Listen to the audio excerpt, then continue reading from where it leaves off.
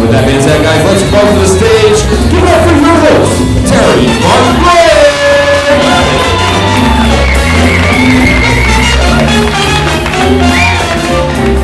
Wow, look at you, loonies. Look at you. What a great crowd. Give you guys a big round of applause. Nah, you can do better than that. Let's try it again. Big round of applause for the audience. Well, good for you. Good for you. My name is Terri Barton Gregg. I am the Hebrew hairdresser. That's right, I'm the Jew with the do. Because who do that Jew do this Jew do so well? And when I was in high school, I knew I did not need an aptitude test to know I'd be a great hair designer. Because if you can roll a joint, you can wrap a perm, it's the same motion. That's how I got my dates. It is, it is. So last night I did a show over in Fountain. And do you know what you call a 62-year-old Jewish woman wandering around Fountain at 9 o'clock at night lost? Landlord. Oh yeah, oh yeah. I just turned 62 recently. Yes, yes. And you know, I forget things all the time. I mean, anybody else, I forget things all the freaking time. So for example, I walk across the house going toilet paper, toilet paper, toilet paper, toilet paper, toilet paper. I get all the way across the house and I went, shit. The hell was that? You walk all the way back again. You start it all over, toilet paper, toilet paper, toilet paper, toilet paper, toilet paper. I never end up retrieving the toilet paper, but I do get my 10,000 steps in. I have recently joined the 10,000 step program because I have a lot of apologizing to do. First person I need to apologize to is my husband because I never did get him that toilet paper. Shit, he's 63, he doesn't remember who he sent, what he sent him for. He's still sitting there. About a month ago, I went to get the toilet paper, and I walked all the way across the house, all the way down the stairs into the storage room, and I walked all the way back, and I don't know why Mr. Attitudey Judy had to pull such attitude. I don't, when I handed him the WD-40. And then he said, really? Because clearly I sent you to check our 401k.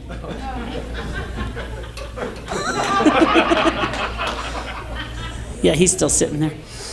He is definitely still sitting there. So did anybody participate in No Shave November? My husband did. It's for men's cancer. He did, and about day 29, I looked at him, I said, honey, you need to shave that thing off, because you're starting to look more and more like your mother. And she looked like a manatee. She did. She did. So just recently, my brother-in-law got married for the 4th time. Yeah, 4th time. He's a catch. And they sent us these great invitations by text message, right? Text message. It said, it was Total White Trash Bash. It said BYOB, which I thought was Bring Your Own Bride. And then it said potluck, so we brought some Purple Kush. And it said, bring something to share. So I ran over to Fountain and picked up a quick case of chlamydia. Yeah, you didn't know what I was working at last night, did you? Oh, no, you didn't. Oh, no, you didn't. So I have been married now for 11 glorious months. The rest of the 36 years have been shit. Yeah, but my husband is so darling. He's so romantic. You know, on our 25th anniversary, he took me to Paris. On our 30th, he came and got me. He did. And ladies, all the ladies want you to put a ring on it, right? We all want to put a ring on it. And men want us to put some lipstick on it. So let me tell you what. You put a ring on it, and we ain't putting no lipstick on it anymore. No, we are not. Oh, no, sir. So I live in Denver. My husband lives in Garden City, Kansas, because there is a God. I don't know why they call it Garden City. There are no gardens, there's no city. They should just call it shithole. They should. You know, we have the perfect relationship. He has automatic deposit. I have automatic spend. He just recently got his PhD in educational psychology. Right? Educational psychobabble. Big fucking deal, right? He's a doctor. I'm a Jew. I thought I scored. He's a doctor that cannot write a prescription for medical marijuana. He can't perform plastic surgery. And if I have an orgasm, he expects a copay. And for what Dr. Overcharge wants to charge for a copay, I can no longer afford to fake it. I don't get it. I just don't get it at all. He is, he's absolutely adorable. He is a teacher. Are there any teachers here? Give it up for the teachers. I do, on a daily basis. Hey, he is a teacher. Now, what do you guys think about gun control? What do you think? You know, personally, in my house, when my husband screams out that his single-shot Derringer is locked and loaded, means the Cialis is kicked in. Pump action, rapid fire. He's 63. It's more like scattershot musket. Anyway, teachers and guns. Teachers with guns in classrooms. What do you guys think? Right, hear me out. It would make parent-teacher conferences a whole lot shorter and more interesting. Mrs. Gregg, do you have a problem with my grading curve? Why don't you take it up with my teaching assistant, Smith & Wesson? Finally, it'll be more appropriate in school to say shit than shoot. And the only time you have to raise your hands is when you're fleeing the building. And my husband's friend called and said, what do you think about Bill carrying a gun in school? I said, shit, I won't even let him carry a whistle.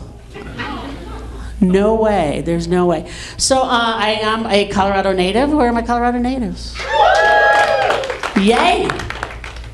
Not from Fountain, huh? Didn't think so. I am a Colorado native, and I went to school at George Washington High School in Denver during the riots. You know, the Jews were always the first to flee the school premises because we had cars. Yes, we did. And you know, I got in trouble and had to go to the principal's office. Big surprise there, huh? And the principal looked at me and he said, you're smoking the weed. You're smoking pot. And I said, really? Because obviously I was tripping on acid. I mean, it was really obvious. And then he looked at me and goes, your friend over there, she's eating the crack pills. I said, did you look at her? She's way too interested in food. And then I wanted to learn how to play an instrument. So I went to the band teacher and he said, what instrument do you want to learn how to play? And I said, I want to learn how to play the flute. And he goes, oh, baby girl, I'm so sorry, but you have the wrong lips. I don't know which ones he wanted me to use. So why are you girls getting these Brazilians? I don't understand it. Personally, I've invested in a good set of extensions. Beat it, braid it, throw some feathers in there. Work for Captain Jack Sparrow. And for the holidays, I like to do something a little extra special. You're with me on this, aren't you? So I go ahead and for Christmas, I throw in some tinsel, stockings, mistletoe for mommy. And for Hanukkah, say it, it's really fun, Hanukkah, I have like 3 people to do it. Come on, this is the only interactive portion. Hanukkah. You can cancel all your appointments with the ENT now. For Hanukkah, I just like to go ahead and keep it long on the sides. And curl it. Shave straight down the middle. Draw in 2 eyes. Boom, there's Rabbi Lipschitz. With his tongue hanging out. Thank you. And my husband has Easter covered, okay? He just goes ahead and fluffs up that little nest, and he throws in that fake green grass crap, and he paints those little eggs, and it is so delightful. It is. Unless he decides to choke the chicken. So my husband and I have moved south to High Rollers Ranch. And you know, my neighbors do not know how to speak to a Jew. When I moved in, my neighbor said, is it okay to call someone a Jew? I said, not if they're Muslim. My dogs got out, and to this day, she still thinks their names are son of a bitch and you little motherfucker. Those are her kids. And all the families out there, they all have blended families. Yours, mine, ours, theirs. You know, blended families. So this chick has 5 kids. 5 kids, right? You know, she has 2, he has 3, or he has 2, and one they picked up off the side of the road in China or something like that. Anyway, she called me, she said, Terry, something terrible has happened. I said, what happened? She said, my Rottweiler bit my little girl in the face. I said, that's horrible. I said, what are you going to do? She goes, I don't know, what do you think I should do? She said, do you think I should have her put down? I said, well, that might be a little drastic, but you do have 4 more. Now I know why they named that little girl Euthanasia. And my husband and I were selling our house, and this gentleman walked in, and I was standing in front of my china cabinet, and all of a sudden he looked past me, and he said, I had a menorah in there, and he looked past me, he said, you're nothing but a dirty Jew. My lips to God's ear. And I looked at him and I said, I am not dirty. And if you have a problem with the cleanliness of my house, you take it up with my Mexican maid. Because she will cut a bitch. And then I called my husband and I was so upset. I said, I wouldn't sell that motherfucker my house for $1 million. Now $1.25 million I might consider because I am a Jew.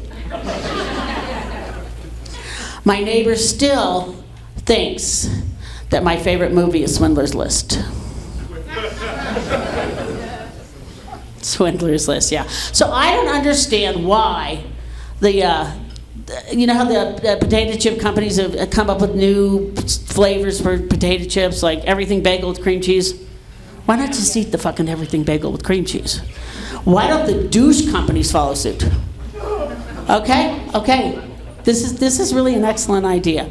Okay, now Summer's Eve. Think about it. It depends on where that Summer's Eve is at. If it's in Commerce City next to the Purina factory, the only thing that Kibbles and Bits is going to bring to the yard are the dogs.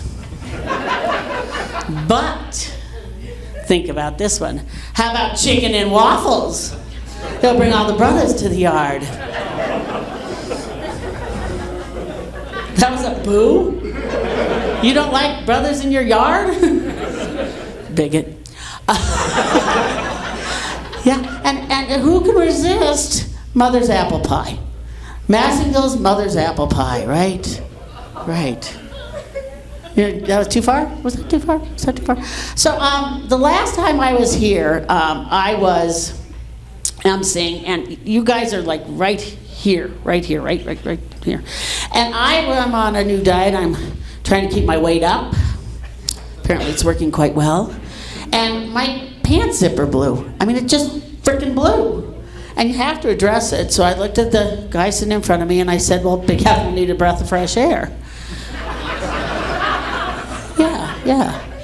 You know, and here's this poor guy who's staring straight at Captain Jack Sparrow in a hot pink hanky-panky hairnet, looking all lunch lady. And he started rubbing his eye. And I went, oh my God. I said, honey, did I get you with the zipper head? And he goes, nah, just a little dust. You guys having fun? That's not how you tell me you're having fun. You can make a little bit more noise than that. You having fun?